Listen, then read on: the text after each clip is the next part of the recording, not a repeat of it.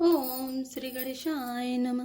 कयो भूप मुनिराज करे रामा, जोई जोई आय सोई सिया रामा। राम राज अभिषेकित रामा, बेकी करऊँ सोई सोई सिया रामा। दीन दयाल विरध संभारे, हरऊ नाथ मम संकट बारे।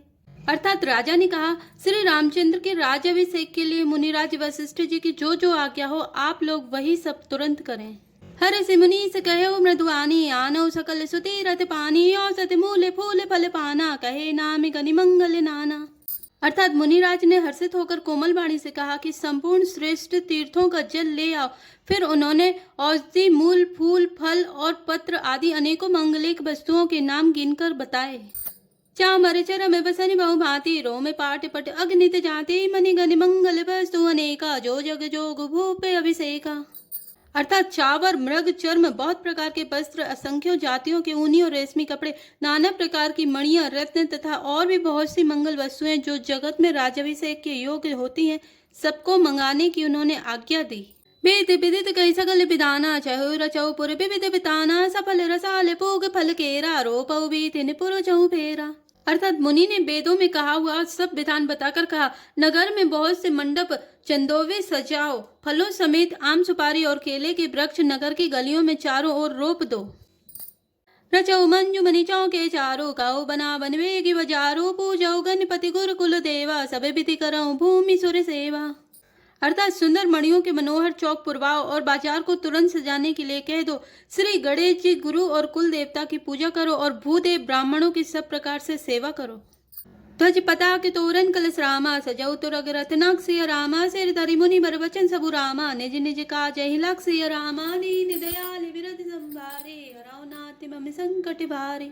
अर्थात ध्वजा पताका तोरण कलश घोड़े रथ और हाथी सबको सजाओ। मुनि श्रेष्ठ वशिष्ठ जी के वचनों को सिरोधार्य करके सब लोग अपने अपने काम में लग गए। जो मुनि सजैया यसुदीना, सोते काजु प्रथम जनु कीना। प्रसाद सुर पूजत राजा, करत राम हित मंगल काजा। अर्थात मुनीश्वर ने जिसको जिस काम के लिए आज्ञा दी, उसने वह काम इतनी शीघ्रता से कर डाला कि मानो पहले से ही कर रखा था। राजा ब्राह्मण साधु और देवताओं की पूजा कर रहे हैं और श्री रामचंद्र जी के लिए सब मंगल कार्य कर रहे हैं। सुनत राम अभिषेक सुहावा, बाज गहा गह अबध बधावा। राम सिए तनि सगुन जनाए, पर कई मंगल अंग सुहाए। अर्थात श्री रामचंद्र जी के राजाभिषेक की सुहावनी खबर सुनते ही अवध भर में बड़ी धूम से बधावे बजने लगे। श्री रामचंद्र जी और सीता जी के शरीर में भी शुभ शकुन सूचित हुए। उनके सुंदर मंगल अंग फड़कने लगे। पुल की सप्रेम परस पर कहीं, भरत आग मनु सूचक आए। भय बहुत दिन अति अवसेरी, सगुन प्रतीति भेंट प्रिय केरी। अर्थात पुलकित होकर वे दोनों प्रेम सहित एक दूसरे से कहते हैं कि ये सब शकुन भरत के आने की सूचना देने वाले हैं। उनको मामा के घर गए बहुत दिन हो गए, बहुत ही अफसेर आ रही है। बार बार उनसे मिलने की मन में आती है। शकुनों से प्रिय भरत के मिलने का विश्वास होता है। भरत सरे से प्रिय जो जग माही, यही सगुन फल दूसरे नाही। राम बंधु सोच दिन राति, अंडई कमट हृदय जही भांति। अर्थात और भरत के समान जगत में हमें कौन प्यारा है। शकुन का बस यही फल है, दूसरा नहीं। श्री रामचंद्र जी को अपने भाई भरत का दिन रात ऐसा सोच रहता है जैसा कछुए का हृदय अंडों में रहता है। ए अभिसर मंगल परम रामा, सुनि रहे सो रनिबास्य रामा। सो बतलखि विदु बड़ जनु रामा, वारिधि बीच विलास्य रामा। दीन दयाल विरध संवारे, हरऊ नाथ मम संकट भारे। अर्थात इसी समय यह परम मंगल समाचार सुनकर सारा रनिवास हर्षित होता, जैसे चंद्रमा को बढ़ते देखकर समुद्र में लहरों का विलास आनंद सुशोभित होता है। प्रथम जाय जिन वचन सुनाए, भूषण बसन भूरि तिन पाए। प्रेम पुलकित मन अनुरागी, मंगल कलश सजन सब लागी। अर्थात सबसे पहले रनिवास में जाकर जिन्होंने ये वचन समाचार सुनाए, उन्होंने बहुत से आभूषण और वस्त्र पाए। रानियों का शरीर प्रेम से पुलकित हो उठा और मन प्रेम में मग्न हो गया। वे सब मंगल कलश सजाने लगी। चौके चारु सुमित्रा पूरी, मणिमय विविध भांति अतिरूरी। आनंद मगन राम महतारी, दिए दान बहु विप्रहकारी। अर्थात सुमित्रा जी ने मणियों रत्नों के बहुत प्रकार के अत्यंत सुंदर और मनोहर चौक पूरे। आनंद में मग्न हुई श्री रामचंद्र जी की माता कौशल्या जी ने ब्राह्मणों को बुलाकर बहुत दान दिए। पूजी ग्राम देवी सुर नागा, कहो बहोरी देन बलि भागा। जय विधि होई राम कल्याणु, देव दया करि सो वरदानु। अर्थात उन्होंने ग्राम देवियों देवताओं और नागों की पूजा की और फिर बलि भेंट देने को कहा। अर्थात कार्य सिद्ध होने पर फिर पूजा करने की मनौती मानी और प्रार्थना की कि जिस प्रकार से श्री रामचंद्र जी का कल्याण हो, दया करके वही वरदान दीजिए। गा वही मंगल कोकिल बयनी विबुध बदिनी मृग साबक नयनी। अर्थात कोयल की सी मीठी वाणी वाली, चंद्रमा के समान मुख वाली और हिरण के बच्चे से नेत्रों वाली स्त्रियां मंगलगान करने लगी।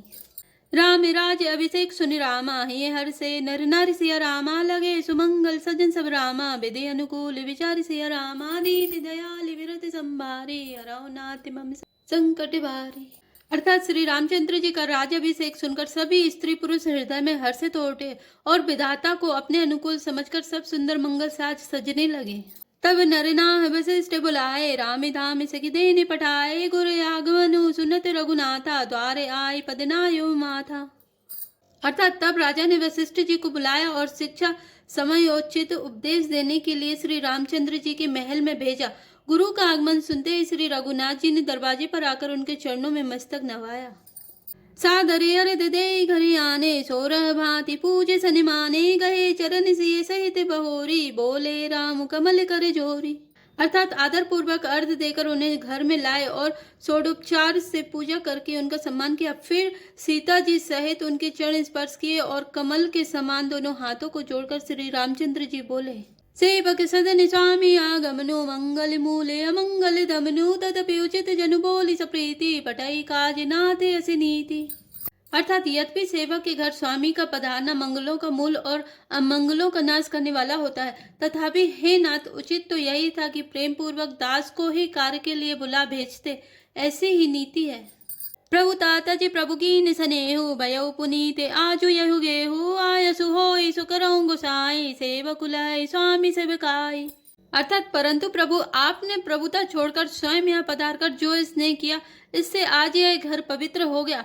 हे गोसाई, अब जो आज्ञा हो मैं वही करूं। स्वामी की सेवा में ही सेवक का लाभ है। सुनि सने साने बचन रामा, मुनि रघुबर प्रशंस सिया रामा, राम कसनि तुम कहूँ अस रामा, हंस बंस अभितंस सिया रामा, दीन दयाल विरत संभारे, हरौ नाथ मम संकट भारी। अर्थात श्री रामचंद्र जी के प्रेम में सने हुए वचनों को सुनकर मुनि वशिष्ठ जी ने श्री रघुनाथ जी की प्रशंसा करते हुए कहा कि हे राम, भला आप ऐसा क्यों ना कहें, आप सूर्य वंश के भूषण जो हैं।